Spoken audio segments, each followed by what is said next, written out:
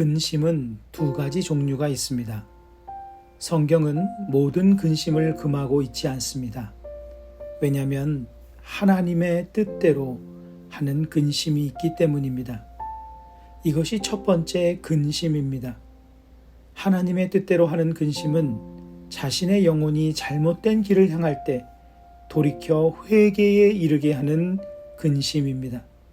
이 근심은 반드시 있어야 하는 근심입니다. 반면에 하나님께서 기뻐하지 않는 근심은 세상 근심입니다. 세상 일에 대한 염려와 근심을 뜻합니다.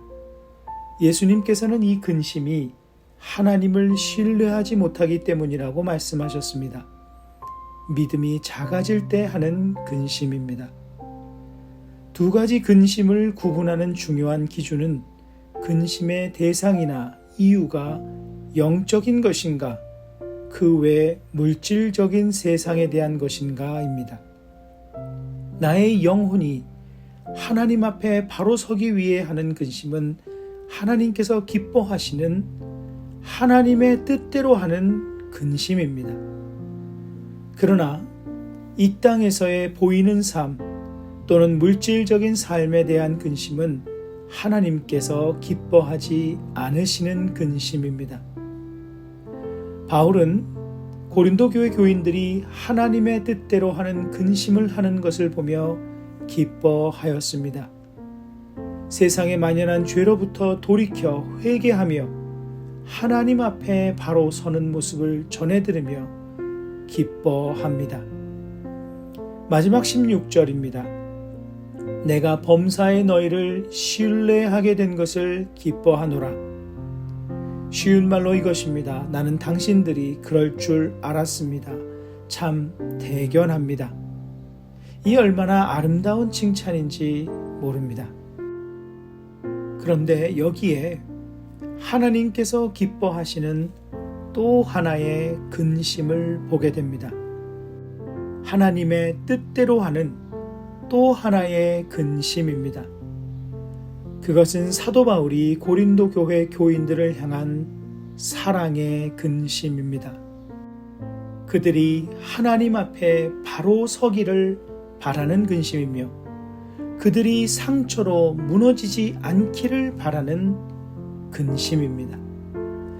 8절에서 바울은 그러므로 내가 편지로 너희를 근심하게 한 것을 후회하였으나 지금은 후회하지 아니함은 그 편지가 너희로 잠시만 근심하게 한 줄을 알미라. 이렇게 말합니다. 바울이 이전 편지 고린도 전서를 통해 고린도 교회 교인들을 영적으로 책망하고 죄로부터 돌이킬 것을 말한 것으로 인해 그들이 혹 상처를 받고 오히려 믿음에서 멀어지면 어떻게 하나 하는 근심이 있었음을 알 수 있습니다. 바울은 성령의 감동으로 맞는 말을 선포하는 것이었지만 그마저도 고린도 교회 교인들에게 상처를 주기 위함이 아닌 그들을 생명의 길로 인도하기 위함이었습니다.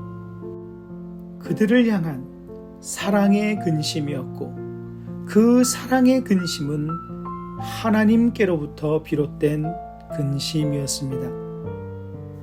하나님의 뜻대로 하는 거룩한 근심은 나의 영혼을 위한 근심이며 형제 자매의 영혼을 위한 근심입니다. 하나님을 사랑하기 위한 근심이며 이웃을 사랑하기 위한 근심입니다. 우리 안에 이런 근심이 있는 이들을 하나님께서는 기뻐하시며 그분의 큰 사랑으로 우리의 삶에 더욱 풍성하게 부으실 것입니다. 그리고 그 사랑의 크기가 크면 클수록 세상 근심의 크기는 작아지게 될 것입니다.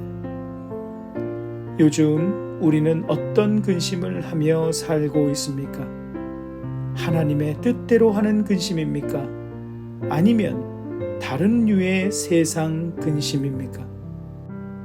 우리 안에 우리의 영혼을 위한 근심, 이웃의 영혼을 위한 근심으로 사랑의 열매를 맺어가는 우리의 삶이 되기를 소망합니다. 말씀을 기억하며 기도하는 시간을 가지십니다.